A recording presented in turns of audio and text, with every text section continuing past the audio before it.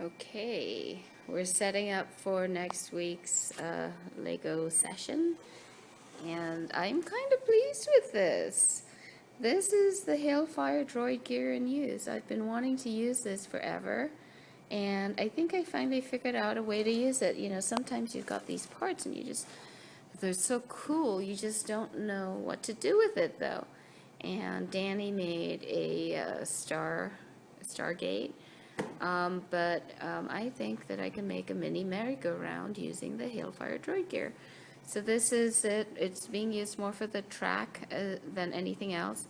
I'm imagining that the part that will move will actually be the part with the vehicles attached, and the kids are going to make the vehicles, and we're going to stick them on, and we're going to have them go around, and we're then going to figure out how to make them go up and down, which I've got some thoughts about that, and I've got some videos that I've taken of merry-go-rounds in action, so I think that ultimately we can do that. But next week, just making the vehicles and sticking them onto the merry-go-round chassis. And I've got like 5 of these Hailfire Droid Gears. They're really expensive. My first one cost me $40. The second one, the second set of 4 I got for $100, which was actually a great deal, like $25 each. And they were made for one Lego kit ever, and they have not been made again. The only way you can get these is on Bricklink. Anyway, so I am very excited. Now, a couple of things about the design of this. Well, you know, it's not perfect in the offsetting. So 2 of these are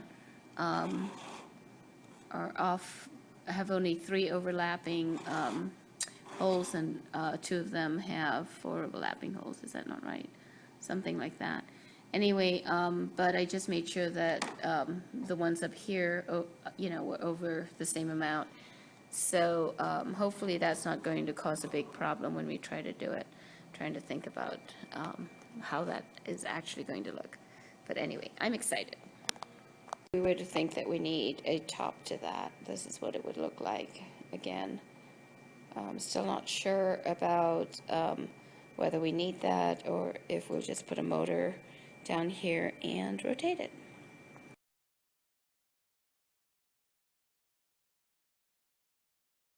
Okay, it's the Lego bird. Oh, so it's upside down. She's trying to figure out how to make it stand up like that. And then this is hinged so you can position the head.